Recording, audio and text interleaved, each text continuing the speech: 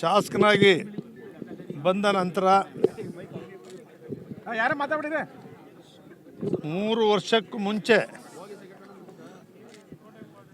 ಬೀದಿಗಳನ್ನು ರಸ್ತೆಗಳನ್ನು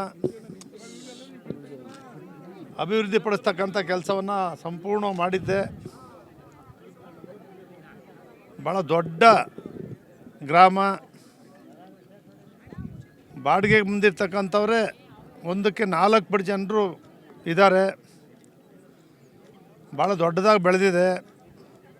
ಆ ಕಡೆ ಚಾಮುಂಡೇಶ್ವರಿ ನಗರ ಬೆಳೆದಿದೆ. ಸುಮಾರು KBL ಬಡಾವಣೆ, ಈ ರೀತಿ ಸುಮಾರು 9 ಬಡಾವಣೆಗಳು ಹೌಸಿಂಗ್ ಬೋರ್ಡ್ವರೆಗಿದೆ. ಇದೆಲ್ಲವೂ ಕೂಡ ಈ ಕೆರೆ ಮಲಿನ ಆಗ್ಬಿಟ್ಟು ಭಾಳ ವರ್ಷಗಳಿಂದ ಸುತ್ತಮುತ್ತ ವಾಸ ಮಾಡ್ತಕ್ಕಂಥ ಜನರಿಗೆ ಅದರ ಪರಿಸರ, ಅದರ ದುರ್ವಾಸನೆಯಿಂದ ಆರೋಗ್ಯ ಕೆಡ್ತಾ ಇತ್ತು. ಭಾಳ ದಿನದ ಪರಿಶ್ರಮದ ಪರವಾಗಿ ಆ ಕೊಳಚೆ ನೀರನ್ನು ತೆಗೆದು ಸುಮಾರು 5 ಕೋಟಿ ರೂಪಾಯಿ ವೆಚ್ಚದಲ್ಲಿ ನಗರಾಭಿವೃದ್ಧಿ ಪ್ರಾಧಿಕಾರದ ವತಿಯಿಂದ ಈ ಕೆರೆಯನ್ನು ನಿರ್ಮಾಣ ಮಾಡ್ತಕ್ಕಂಥದ್ದಕ್ಕೆ ಮಾಡಿದ್ದೀನಿ. ಅದೇ ರೀತಿ ಸೆಪ್ಟಿಂಗ್ ಟ್ಯಾಂಕನ್ನು ಭಾಳ ಹಿಂದೆನೇ ಮಾಡಿ ಅರ್ಧಂಬರ್ಧ ಆಗಿ ಅದು ವರ್ಕ್ ಮಾಡ್ತಾಯಿಲ್ಲ, ನಿಂತೋಗ್ಬಿಟ್ಟಿದೆ. ಹೊಸ ತಂತ್ರಜ್ಞಾನವನ್ನು ಅಳವಡಿಸಿ 1,60,00,000 ರೂಪಾಯಿನಲ್ಲಿ ನಗರಸಭೆಯಿಂದ ಸೆಪ್ಟಿಕ್ ಟ್ಯಾಂಕನ್ನು ಕೂಡ STP ಮಾಡಿದ್ದೀವಿ. ಸಾಕಷ್ಟು ಕೆರೆ ಜಾಗ ಒತ್ತುವರಿ ಆಗಿದೆ. ಇವತ್ತೆಲ್ಲ ಅಧಿಕಾರಿಗಳು ಬಂದಿದ್ದಾರೆ, ಸರ್ವೇರ್ಗಳು ಬಂದಿದ್ದಾರೆ, ಇಂಜಿನಿಯರ್ಗಳು ಬಂದಿದ್ದಾರೆ, ಅಧಿಕಾರಿಗಳೆಲ್ಲ ಬಂದಿದ್ದಾರೆ, ಕಮಿಷನರ್ ಬಂದಿದ್ದಾರೆ, ನಗರಸಭೆ. ಊರಿನ ಒಳಗಡೆ ಇರ್ತಕ್ಕಂಥ ಇನ್ನೂ ಉಳಿದಿರ್ತಕ್ಕಂಥ ರಸ್ತೆಗಳು ಕೂಡ ಅದು ಸುಮಾರು ಭಾಳ ದಿವಸದಿಂದ ಒಂದು 5 ಕೋಟಿ ಶಿವಮೂರ್ತಿ ಮನೆ ಮುಂದ್ಗಡೆ ಇರ್ತಕ್ಕಂಥ ರಸ್ತೆ ಉದ್ದಕ್ಕೂ ಕೂಡ UGD ಆಗಿದೆ, ಟಾರ್ ಆಗ್ತಾಯಿದೆ. ಈಗ ಪ್ರಾರಂಭ ಮಾಡ್ತಾಯಿದ್ದೀವಿ ಇವತ್ತಿಂದ. ಅದರ ಪಕ್ಕದಲ್ಲಿ ನಮ್ಮ ಆ ಕಡೆ ಟೆಂಪಲ್ ಇದೆಯಲ್ಲ, ಬಿಸಿಲು ಮಾರಮ್ಮ ದೇವಸ್ಥಾನದಲ್ಲಿ ಅಲ್ಲೂ ಭಾಗದಲ್ಲೂ ಫಸ್ಟು UGDಗಳ ಪೈಪ್ಲೈನು ಟಾರ್ ರಸ್ತೆ ಮಾಡ್ತಕ್ಕಂಥದ್ದು ಅಲ್ಲೂ ಕೂಡ 5 ಕೋಟಿ ರೂಪಾಯಿ ಒಟ್ಟು ಇವತ್ತು 18,30,00,000 ರೂಪಾಯಿಗಳ ಟೆಂಡರ್ ಆಗಿದ್ದು. ಅದರಲ್ಲಿ ಸ್ವಲ್ಪ ಲೆಸ್ ಆಗಿರುತ್ತೆ ಟೆಂಡರ್ ಆಗ್ತಂಥ ಸಂದರ್ಭದಲ್ಲಿ. ಅವೆಲ್ಲವನ್ನು ಕೂಡ ಮಾಡ್ತಕ್ಕಂಥದ್ದಕ್ಕೆ ಇವತ್ತು ಇಡೀ ಗ್ರಾಮದ ಎಲ್ಲ ಮುಖಂಡರುಗಳು, ಎಲ್ಲ ತಾಯಂದಿರು, ಯುವಕರು ಎಲ್ಲ ಭಾರಿ ಖುಷಿಯಾಗಿ, ನಮ್ಮ ಕೆಂಪೇಗೌಡ ಟೈಗರ್ಸು ಯುವಕರು ಇದ್ದಾರೆ ಇಲ್ಲಿ, ಬೇರೆ ಬೇರೆ ಎಲ್ಲರೂ ಕೂಡ ಮುಖಂಡರುಗಳು ಒಟ್ಟಾಗಿ ಸೇರಿ ಇವತ್ತು ಭಾಳ ಸಂತೋಷದಿಂದ ಉತ್ಸಾಹದಿಂದ ಈ ಗುದ್ಲಿ ಪೂಜೆಯಲ್ಲಿ ಭಾಗವಹಿಸಿದ್ದಾರೆ.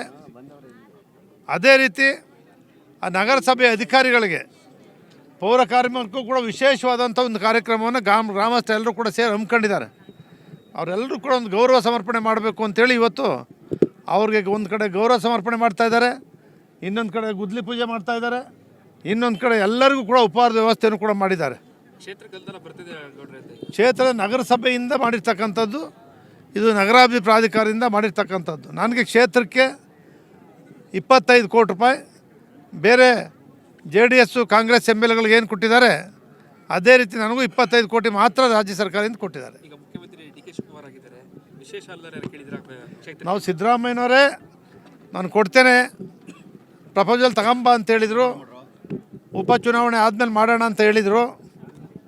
ಅವ್ರು ಮುಖ್ಯಮಂತ್ರಿ ಇಳಿದಂಥ ಸಂದರ್ಭದಲ್ಲೂ ಕೂಡ ನಾನು ಹೋಗಿ ಅವ್ರಿಗೆ ಮನವಿ ಮಾಡಿದ್ದೀನಿ, ಮಾಡಿಸೋಣ ಅಂತಲೂ ಕೂಡ ಹೇಳಿದ್ದಾರೆ. ಇನ್ನೂ DK ಶಿವಕುಮಾರ್ ಮುಖ್ಯಮಂತ್ರಿಯವ್ರಿಗೆ ಇನ್ನೂ ಕೂಡ ನನ್ನ ಮನವಿಯನ್ನು ಕೊಟ್ಟಿಲ್ಲ. ಅವ್ರಿಗೆ ಯಾರೇ ಇರಲಿ, ಸರ್ಕಾರ ಯಾರೇ ಇರಲಿ, ಯಾರೇ ಮುಖ್ಯಮಂತ್ರಿಗಳಾಗಲಿ, ಈ ಕ್ಷೇತ್ರದ ಶಾಸಕನಾಗಿ ಈ ಕ್ಷೇತ್ರದ ಅಭಿವೃದ್ಧಿ ಕೆಲಸವನ್ನು ಮಾಡ್ತಕ್ಕಂಥದ್ದೇ ನನ್ನ ಗುರಿ. ನಿಮಗೆಲ್ಲರೂ ಕೂಡ ಗೊತ್ತಿದೆ.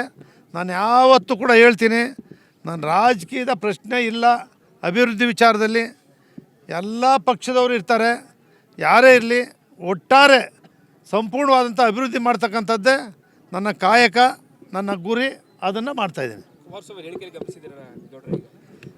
ಈಗ ಸಂಪೂರ್ಣ ಜನರು ಅಭಿವೃದ್ಧಿಗೆ ಬಂದಿದ್ದಾರೆ, ಅವರೆಲ್ಲರೂ ಬೆಂಬಲ ಕೊಡ್ತಾ ಇದ್ದಾರೆ. ಅವ್ರು ಹೇಳಿದ್ದಾರೆ, ನಮ್ಮ ಜನ ಹೇಳೋದಿಷ್ಟೇ, ನಮ್ಗೆ ಅದು ಇದು ಬೇಕಾಗಿಲ್ಲ, ನೀವು ಚುನಾವಣೆ ನಿಲ್ಲಬೇಕು ಈ ಸಾರಿ ನೀವು ನಿಲ್ಲಲೇಬೇಕು, ನಾವು ನಿಮ್ಮ ಜೊತೆ ಇರಲೇಬೇಕು ಅಂಥೇಳಿ ಪ್ರತಿಯೊಬ್ಬರೂ ಕೂಡ ಅವರೆಲ್ಲರೂ ಕೂಡ ಏಕೈಕ ಗುರಿಯನ್ನು ಇಟ್ಕೊಂಡಿದ್ದಾರೆ. ಅದು ಬಿಟ್ಟರೆ ರಾಜಕೀಯ ನಾನು ಯಾವುದು ಕೂಡ ನಿಮಗೆ ಗೊತ್ತು, ನಾನು ಮೊಬೈಲ್ ನೋಡೋಕ್ಕೆ ಬರೋಲ್ಲ, ಯಾರು ಫೋನ್ ಬರುತ್ತೆ ಆನ್ ಮಾಡೋದು. ಈ ಕಡೆಯಿಂದ ಮಾಡ್ಬೇಕಾದ್ರೆ ನಮ್ಮ ಪಿ ಎಗಳು ಮಾಡಿಕೊಡ್ತಾರೆ. ಅದ್ಯಾವ ಇನ್ಸ್ಟಾಗ್ರಾಮ್ ಆಗಲಿ ಬೇರೆ ಬೇರೆ ಏನೂ ಕೂಡ ನನ್ನ ಮೊಬೈಲಲ್ಲಿ SMS ಆಗಲಿ ಈ ಕಡೆಯಿಂದ ಮಾಡತಕ್ಕಂಥದ್ದು ಯಾವುದು ಕೂಡ ನನಗೆ ಮೊಬೈಲ್ ಆಪ್ರೇಟ್ ಮಾಡೋಕ್ಕೆ ಬರೋಲ್ಲ ಇವತ್ತು ಕೂಡ.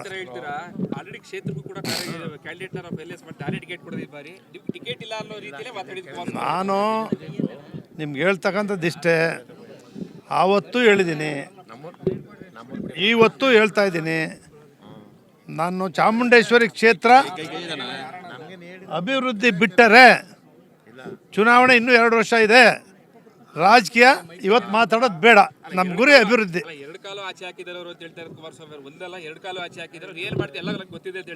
ಈಗ ನೋಡಪ್ಪ, ಅವ್ರಿಗೆ ಅನುಭವ ಇದೆ, 2 ಬಾರಿ ಮುಖ್ಯಮಂತ್ರಿಗಳಾಗಿದ್ದಾರೆ, ಅವ್ರಿಗೆಲ್ಲ ರೀತಿಯ ಅನುಭವ ಏನಿದೆ ಅದನ್ನು ಮಾತಾಡಿರ್ತಾರೆ. ಅದನ್ನು ನಾನು ನೋಡಿಲ್ಲ, ನಾನು ನೋಡೇ ಇಲ್ಲ, ಕಾಂಟ್ಯಾಕ್ಟು ಮಾಡಿಲ್ಲ. ಅವರೇ ಹೇಳಿದ್ರಲ್ಲಪ್ಪ 1.5 ವರ್ಷದಿಂದ ನಾನು ಅವ್ರನ್ನ ಬಿಟ್ಟು ಹಾಕಿದ್ದೀನಿ ಅಂತ ಹೇಳಿಲ್ವೇ? 1.5 ವರ್ಷದಿಂದ ಅವ್ರ ಜೊತೆ ನಾನು ಮಾತಾಡಿಲ್ಲ ಅಂತೇಳಿ ನಿಮ್ಗೆ ಹೇಳೋರು, ನಿಮ್ಮ ಮುಂದೆ ಹೇಳೋತ್ತಿರ ನಮ್ಗೆ ಕೇಳ್ತಿರಲ್ಲ. ಅಲ್ಲ, ನನ್ನ ನಡೆ ನಮ್ಮ ಜನ ಏನು ಹೇಳ್ತಾರೆ ಅದು ಎಲ್ಲ ಏನಂತಾರೆ.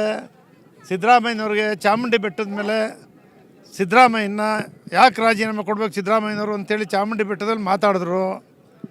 ಆವತ್ತು ಎಲ್ಲ ಕಾಂಗ್ರೆಸ್ ಪರ ಹೊಟ್ಟೋದ್ರು ಅಂದರು. ಹೋಗಿದ್ದೀನ? ಇವಾಗ DK ಶಿವಕುಮಾರ್ ಅವರೇ, ನಾವು ಹೋಗಿದ್ದೀನ ಮುಖ್ಯಮಂತ್ರಿಯಾಗಿ ಒಂದು ದಿವಸ ಕೂಡ ಒಂದು ಮೀಟಿಂಗಲ್ಲಿದ್ದರು. ಅವತ್ತಿದೆ ಒಂದು ಕ್ಷೇತ್ರದ ನಮ್ಮ ಅಧಿಕಾರಿ ಬಗ್ಗೆ ಒಂದು ಲೆಟ್ರ್ ಕೊಟ್ಟು ಬಂದೆ. ಎಲ್ಲ ಮೀಟಿಂಗಲ್ಲಿ ಒಂದು 200-300 ಜನ ಇದ್ದರು. ಪ್ರತ್ಯೇಕವಾಗಿ ಅವ್ರನ್ನ ಭೇಟಿ ಮಾಡೋದಾಗಲಿ ಇವತ್ತು ಮನವಿ ಸಲ್ಲಿಸೋದಾಗಲಿ ಇನ್ನೂ ಕೂಡ ಇದುವರೆಗೂ ಕೂಡ ಮಾಡಿಲ್ಲ. ಯಾಕೆಂದರೆ ಅವರೆಲ್ಲ ಬ್ಯುಸಿ ಇದ್ದಾರೆ. ಸಿದ್ದರಾಮಯ್ಯನವರು, DK ಶಿವಕುಮಾರ್ ಅವರು ಮಂತ್ರಿಮಂಡಲ ಮಾಡ್ತಕ್ಕಂಥದ್ದೆಲ್ಲ ಬ್ಯುಸಿ ಇದ್ದಾರೆ. ಮುಗಿದ ಮೇಲೆ ಅಭಿವೃದ್ಧಿ ಕಾರ್ಯಕ್ರಮಗಳು ಮನವಿ ಕೊಡ್ತೀನಿ. ನಾನು ನಿಮ್ಗೆ ಹೇಳಿದ್ನಲ್ಲಪ್ಪ, ನಾನು ಹೇಳೋದಿಷ್ಟೇ, ಅವ್ರಿಗೆ ರಾಜ್ಯದಲ್ಲಿ ಪಕ್ಷ ಕಟ್ಟಲಿಕ್ಕೆ ಶಕ್ತಿಯುತವಾದಂಥ ಕಟ್ಟಲೇಬೇಕಲ್ಲ. ದೇವೇಗೌಡರು ಸುಮಾರು 50-60 ವರ್ಷದಿಂದ ಜಯಪ್ರಕಾಶ್ ನಾರಾಯಣ ಅವರ ನೇತೃತ್ವದ ಜನತಾದಳ ಪಕ್ಷವನ್ನು ಕಟ್ಟಬೇಕು ಅಂಥೇಳಿ ಕಟ್ಟಿದ್ದಾರೆ. ಅವರು ಮುಖ್ಯಮಂತ್ರಿಯಾಗಿ ಪ್ರಧಾನಮಂತ್ರಿಯಾಗಿದ್ದಾರೆ. ಕುಮಾರಸ್ವಾಮಿಯವರು 2 ಬಾರಿ ಮುಖ್ಯಮಂತ್ರಿಯಾಗಿ ಈಗ ಕೇಂದ್ರದ ಸಚಿವರಿದ್ದಾರೆ. ನನಗೂ ಕೂಡ ಒಂದು ಸತಿ 8 ತಿಂಗಳು, ಇನ್ನೊಂದು ಸತಿ 12 ತಿಂಗಳು ನನಗೂ ಮಂತ್ರಿ ಮಾಡೋರೆ. ಆ ಪಕ್ಷ ಉಳಿದಿರೋದ್ರಿಂದ ಆ ಪಕ್ಷ ಉಳಿಸೋ ಕೆಲಸವನ್ನು ಅವ್ರು ಮಾಡ್ತಾರೆ.